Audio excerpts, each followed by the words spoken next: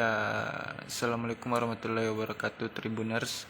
Jadi saat ini kita ada di kantor DPP DPD Gelora Parepare. Partai Gelora Parepare. Dan ini kita sudah bersama Bapak Ketua untuk kiranya wawancara sedikit, bertanya-tanya soal pandangannya ya, atau target-target Partai Gelora di pemilu 2024 nantinya, karena kita tahu sudah ada pengumuman dari KPU RI terkait 17 partai yang akan berkontestasi di pemilu 2024. Nah ini Pak Ketua ya, demikian bisa bagaimana ini pendapatnya nanti atau apa yang ingin dicapai di pemilu 2024 untuk Gelora Parepare ini. Ya, Assalamualaikum warahmatullahi wabarakatuh. Ya. Mungkin sebelum saya masuk di progres kerja-kerja kami setelah ditetapkan menjadi peserta pemilu secara resmi, pertama mungkin saya ucapkan puji syukur kepada Allah Subhanahu Wa Taala karena Partai Gelora sudah menjadi resmi masuk peserta pemilu setelah ditetapkan sebagai peserta pemilu ya. Dan sudah mendapatkan nomor urut. Mungkin kalau saya ditanya tentang target, saya kira kita punya target itu nasional ya. Jadi secara nasional itu yang penting kita lolos presidensial threshold ya, PT. Saya kira itu yang paling utama. Perjuangan kita di Partai Gelora bisa lolos di Senayan ya, secara nasional. Adapun target kami di provinsi dan daerah itu, saya kira ya namanya partai politik harus mendulang suara yang terbanyak, kemudian menghasilkan anggota legislatif yang tentu yang terbanyak juga ya. Itu menjadi salah satu target kami. Kami ingin sampaikan bahwa setelah penetapan ini kami telah melakukan beberapa progres ya, termasuk mensosialisasikan nomor urut kami, yaitu nomor 7 ya. Kalau istilah kami di daerah itu ya nomor yang termasuk nomor cantik ya, yang ada beberapa partai memperebutkan itu, yang ternyata Gelora yang mendapatkan nomor 7. Namun saya kira nomor itu urut sebelum kami mendapatkan nomor urut itu, sebenarnya kami tidak menjadi persoalan, tidak menjadi urgen bagi partai kami untuk mendapatkan nomor yang cantik, tapi itu adalah salah satu mungkin ya motivasi, dorongan kepada kita untuk lebih mudah, lebih gampang untuk memperkenalkan, mensosialisasikan nomor urut Partai Gelora ya secara Indonesia. Jadi kami cuma cukup mengangkat satu tangan ya, model begini itu sudah luar biasa ya. Daripada nomor urut lebih dari 10 ya, sepertinya tangan kita harus angkat dua-dua. Ini satu kelebihan ya, kita dapatkan nomor tergolong nomor cantik lah. Jadi progres kami khususnya di Kota Parepare itu,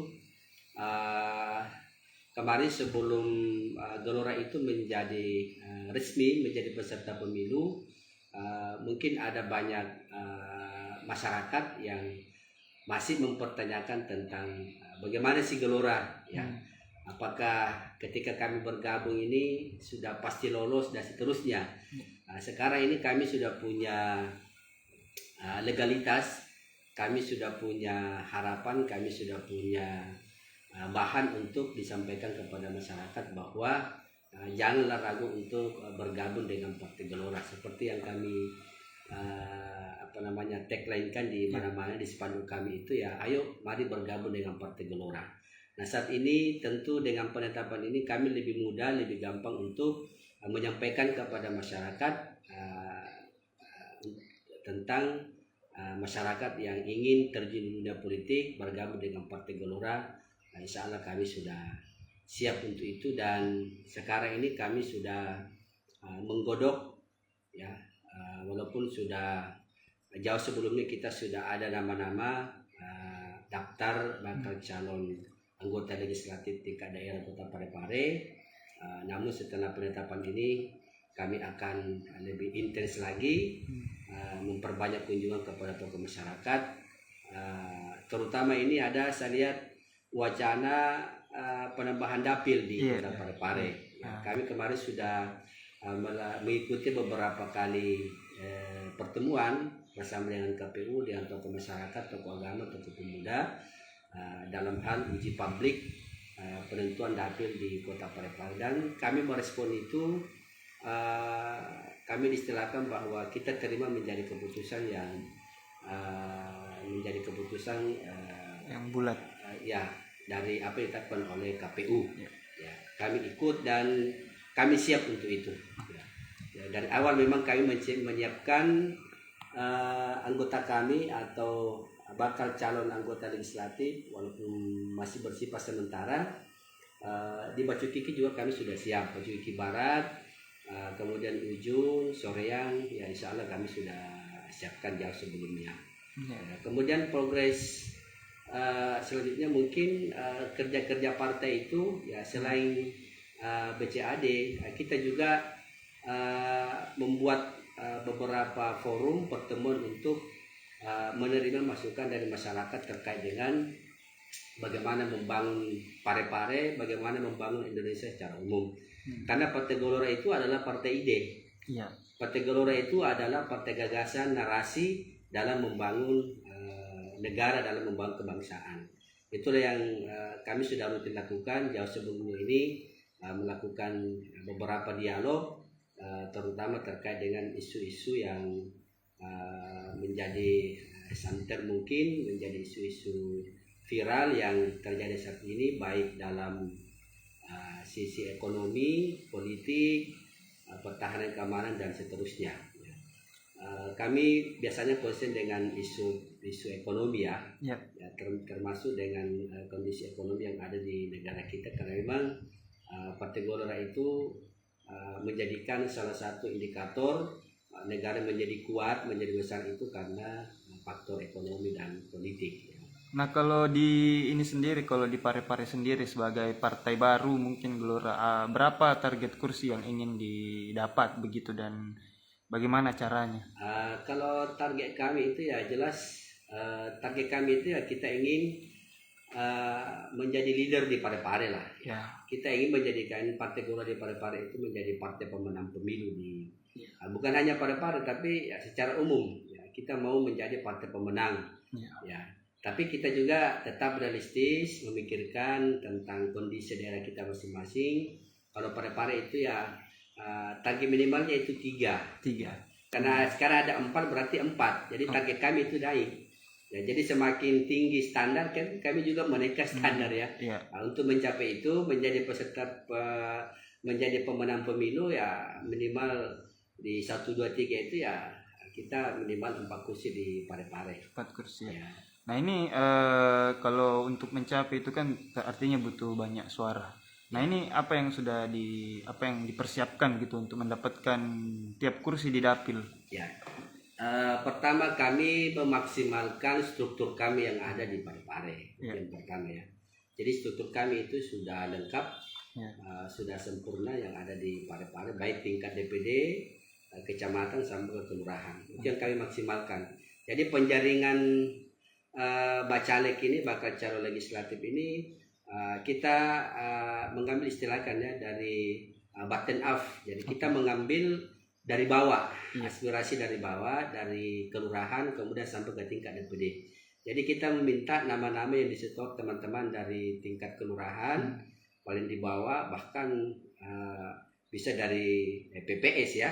Tapi yang minimal kelurahan itu kita ambil aspirasinya, kemudian memasukkan nama-nama. Nanti kita godok di tingkat DPD. Itu yang pertama. Yang kedua, kami juga punya tim tersendiri dalam hal penggodokan BCAD ini. Jadi diketuai oleh Badan Ketua Pemenangan Pemilu kami, di bawah koordinasi beliau Pak Parma Gusmante. Kita sedang menggodok itu untuk melakukan prospecting terhadap bacalek ini dari setiap dapil. Ya, jadi kita target di katakanlah di Soreng itu ada 8 ya. Iya. Di ujung ada 6, Bacu Kiki 8, kemudian Bacu Kiki Barat 8, Bacu Kiki 4 ya kalau saya nggak salah. Itu kita maksimalkan dengan kunjungan toko-toko dengan berbagai klaster. Pertama klaster pemuda. Jadi kita ambil dari toko pemuda siapa yang mau bergabung dengan Partai Gelora. Kemudian yang kedua dari tokoh masyarakat yang potensial yang mau bergabung dengan Gelora masuk bacalek, kita juga sedang memikirkan itu untuk mereka bergabung. Kemudian tokoh agama ya, kemudian kami juga melihat tokoh-tokoh yang suaranya potensial di 2019 yang kemungkinan di 2024 itu kami tawarkan Partai Gelora untuk bergabung dengan Partai Gelora kepada tokoh-tokoh masyarakat yang punya potensial suara di 2019. Nah, kalau untuk target suara sendiri Pak Ketua di pemilu 2024 nanti berapa yang ingin didapat begitu untuk Partai Gelora? Ya minimal satu dapil itu satu legislatif lah, satu anggota legislatif itu per dapil, itu minimal target kami. Nah, itu harus mempunyai berapa suara itu kalau satu dapil begitu? Ya kalau tergantung dari sekarang jumlah pemilih kita belum tahu, belum paham berapa jumlah pemilih tetap. DPT belum keluar. Yang jelas tidak jauh lah dengan suara di tahun 2019 kemarin, mungkin ya 2000-an ke atas itu sudah masuk itu. 2000 sampai 3000 suara per dapil itu sudah masuk. Itu target minimal kami ya. Tapi kami punya target dan khusus di Bacu Kiki ya, Bacu Kiki Barat itu kami punya Hans yang lumayan potensial besar. Itu kami targetkan lebih dari satu ya. Lebih dari satu ya. Perwakilan begitu. Perwakilan di legislatif. Berarti kurang lebih ada 10.000 suara yang ditargetkan ya. Ya, kurang lebih seperti itu. Nah, ini terkait ini lagi Pak Ketua, apalagi namanya? Dapil yang akan direncanakan ini Pak Ketua. Nah, ini kan dapil baru. Nah, bagaimana Gelora sendiri melihat dapil yang akan terbentuk ini? Apakah itu menjadi lumbung suara baru atau bagaimana itu Pak Ketua? Ya, kita ini kan partai baru ya. Ya. Jadi kita belum punya pengalaman data yang 2019. Jadi bagi kami dapil itu semua sama. Oh iya. Karena kami partai baru, jadi kami belum bisa mengatakan bahwa dapil ini adalah lumbung kami, karena kami baru peserta pemilu pertama pada tahun 2024 ini. Iya. Kami mengikuti saja alur jalan apa yang direncanakan oleh KPU, karena itu juga atas persetujuan KPU RI ya, dari KPUD Parepare. Kalau memang diterima ya kita samina wa ta'na saja. Kita mengikuti alur jalan apa yang disampaikan, dikemukakan oleh penyelenggara pemilu di dalam dalam hal ini adalah KPU Kota Parepare. Ya, jadi kami siap ya. Jadi Pak Ketua bisa dijelaskan mungkin struktur organisasi dan kekuatan tempur Partai Gelora di Parepare, misalkan berapa struktur organisasinya, berapa orang, terus sayap, terus di tingkat kecamatan kelurahan berapa orang begitu Pak Ketua? Dari segi apanya nih? Dari strukturnya? Iya, dari pengurusan mungkin berapa total anggota begitu? Kalau total kepengurusan di Parepare itu kami cukup gemuk ya. Lumayan, itu lebih 100 ya. Lebih 100. Mulai dari struktur pimpinan sampai kepada kelurahan. Ya. Nah, itu kalau sayap-sayap partai sendiri, organisasi kalau organisasi kami itu ada beberapa yang dalam bentuk komunitas ya. Yang dibawa kendali Partai Gelora. Kami itu sudah misalnya ada penanganan bencana dan seterusnya, itu kami punya organisasi sayap dan itu kami maksimalkan di Gelora. Jadi kami di daerah itu dimaksimalkan punya komunitas untuk terjun langsung di masyarakat, karena itu tugas komunitas kelompok di bawah kendali Partai Gelora. Kalau Partai Gelora sendiri itu ya menganggap bahwa tugas kita itu ya bukan bagi-bagi sembako ya. di Partai Gelora itu tugasnya adalah memberikan pendidikan politik kepada masyarakat, dan memperjuangkan aspirasi masyarakat agar bantuan itu tersalurkan kepada masyarakat. Bukan partai yang bagi-bagi sembako dan seterusnya, itu bukan tugas kita. Iya. Ya.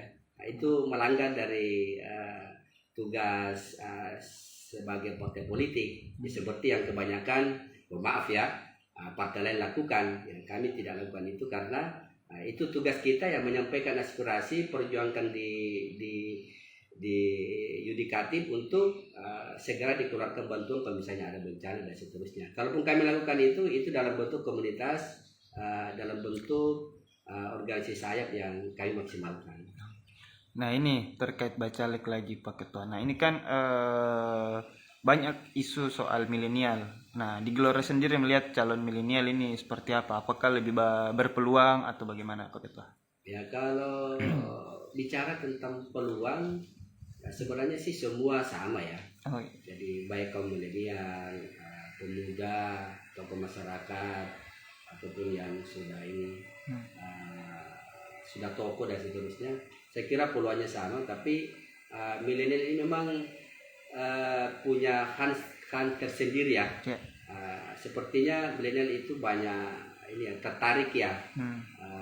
Apalagi jumlah pemilih itu banyak didominasi oleh kaum milenial. Yeah. Jadi kami juga memaksimalkan itu caleg-caleg di kaum milenial. Dan kami sudah setiap dapil itu kami sudah pasang beberapa nama, walaupun nama ini masih berubah ya. Yeah. Kami sudah ya 30% lah kaum milenial sudah bergabung dengan kami, dan mereka siap berjuang untuk bersama dengan Partai Gelora. Jadi itu kaum milenial itu kami sudah berikan dari awal. Memang itu salah satu pemilih yang sangat potensial. Yeah. Dan kita pasang juga di situ adalah tentunya kaum milenial ya. Yeah. Baik dari laki-laki dan perempuan. Perempuan juga ya harus memenuhi 30%, saya kira itu yang jadi peraturan di pemilu kita. Nah kalau untuk, kan ini sebagai partai baru Gelora, nah apa sih tawaran Partai Gelora kepada masyarakat gitu, sehingga maksudnya ya tawaran dari partai kepada masyarakat itu sehingga masyarakat mau memilih begitu? Kami sih punya jualan itu pertama adalah membangun ide, gagasan, narasi kepada masyarakat. Ya, tapi saya kira tidak cukup dengan narasi, ide dan gagasan. Saya kira ada perjuangan-perjuangan lain yang sifatnya mendasar harus kita perjuangkan di pemerintahan atau di legislatif. Saya kira banyak, mulai terkait dengan pendidikan, terkait dengan ekonomi, lapangan kerja, terkait dengan pemenuhan hak-hak dasar masyarakat, sarana dan prasarana. Itu ya sama dengan perjuangan dengan partai-partai lain mungkin konsen di situ. Tapi kami di Partai Gelora itu mau konsen di ekonomi ya. Okay. Bagaimana masyarakat ini, terutama kaum milenial, itu kami ingin menciptakan sebuah gagasan, ide dalam kehidupan mandiri secara ekonomi atau secara finansial. Yeah. Ya, karena saya juga kebetulan konsen pegiat di UMKM, itu yang kami perjuangkan nanti di masyarakat. Itu yang kami jual, bahwa Partai Gelora itu adalah partai yang mandiri, partai yang secara ekonomi memberikan kesejahteraan kepada masyarakat, terutama mindset kemandirian ekonomi, finansial dan seterusnya. Saya kira itu perjuangan kami terkait dengan itu yang ini apa namanya ya, tawarannya ya kepada masyarakat seperti itu. Nah ya kalau terakhir ini sebagai partai baru di Parepare, kira-kira apa sih yang kurang di kondisi Parepare saat ini, dan bagaimana caranya maksudnya Partai Gelora berkontribusi terkait itu? Saya kira di Parepare itu kita masih konsen di pembangunan struktur sarana dan prasarana ya. Yeah. Ya, kalau kita lihat Parepare itu sudah lumayan, sudah bagus. Kita ini, kalau saya kontribusi Gelora ke depan itu adalah lebih kepada SDM ya. Okay. Jadi pendidikan baik di sekolah saya kira sudah wajib ya. Terutama pendidikan informal ya, non formal, itu yang harus kita galakkan ya. Keterampilan dalam berusaha, keterampilan dalam kerajinan ekonomi baik rumah tangga maupun industri, itu yang perlu kita tingkatkan. Sehingga apa, warga Parepare itu ya angka kemiskinan itu bisa menurun, bisa teratasi dan seterusnya. Jadi kesenjangan sosial di masyarakat itu menjadi berkurang, itu karena warga Parepare itu sibuk dengan kegiatannya, sibuk dengan pekerjaannya. Jadi tidak lagi ada hura-hura, tidak ada, kita menginginkan itu ya tidak ada lagi kumpulan anak muda yang susah cari kerja dan seterusnya. Kita menginginkan kemandirian ya, kemandirian dalam ekonomi terutama. Karena itu menjadi penopang kesejahteraan masyarakat. Oke. Mungkin cukup nih Pak Ketua. Terima kasih atas sesi wawancaranya. Terima kasih Tribuners. Wassalamualaikum warahmatullahi wabarakatuh.